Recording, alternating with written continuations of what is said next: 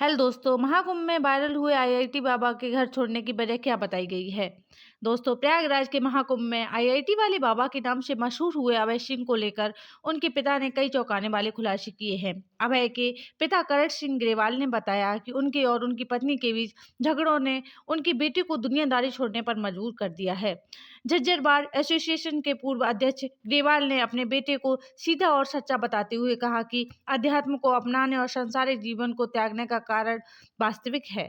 70 वर्षीय ग्रेवाल ने बताया कि अभय सिंह अपने बचपन में घरेलू हिंसा से बहुत परेशान था। उसने ऐसे घरों और हालातों में बच्चों के सामने आने वाली चुनौतियों के लिए कानूनों की जरूरत पर एक पेपर भी लिखा था। ग्रेवाल ने अपने बेटे को बेहद संवेदनशील व्यक्ति बताया, जो स्वर में थोड़े से बदलाव को भी भांप लेता था। उन्होंने कहा कि शायद इसीलिए उसने मुझे हमेशा एक कठोर पिता माना, यह स्वीकार करते हुए कि पति पत्नी के बीच मतभेद हर घर में आम है। उन्होंने कहा कि अभय ने इन झगड़ों को अपने अंदर समेट लिया। दंपतियों को इससे सबक लेना चाहिए और अपने बच्चों की भलाई के लिए अपने विवादों को कम करने का प्रयास करना चाहिए। यह पूछे जाने पर क्या वह अपने बेटे से घर आने का आग्रह करेंगे, तो उन्होंने कहा कि मेरा बेटा इकलौता बेटा है, कोई भी माता पिता इस तरह के फैसले से खुश नहीं होंगे। अब मैं केवल यही प्रार्थना कर सकता हूँ कि वह जहाँ भी हो खुश और स्वस्थ रहे। उन्होंने आगे कहा कि मैंने अपने जीवन में जो कुछ भी कमाया है और इकट्ठा किया है वह सब उसका है।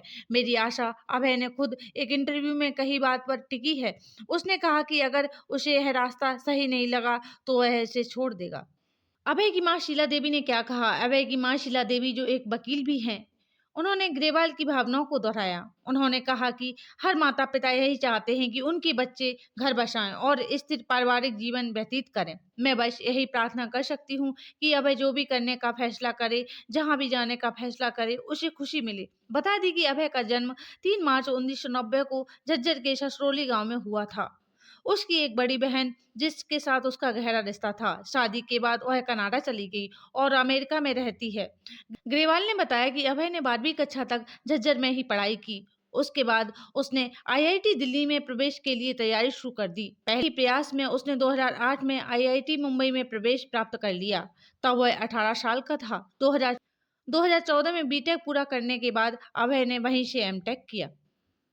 दोस्तों, विज्ञान की दुनिया में पंख फैलाने के बजाय क्यों चुना वैराग्य का जीवन।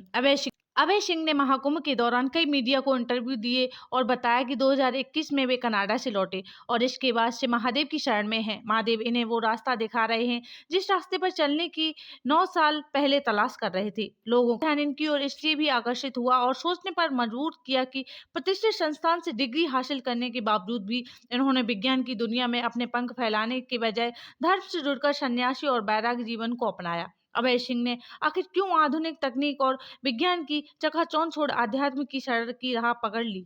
महाकुंभ के इंजीनियर बाबा अभय बताते हैं कि उन्होंने अपने सब्जेक्ट से इधर जाकर दर्शन शास्त्र की पढ़ाई की। उन्होंने जीवन के सही अर्थ को समझने के लिए नवोत्तरवाद, सुकरात, प्लेटो के आर्टिकल और किताबें पढ़नी शुरू कर दी और एक समय ऐसा आया जब अध्यात्म के मार्ग पर निकल पड़े।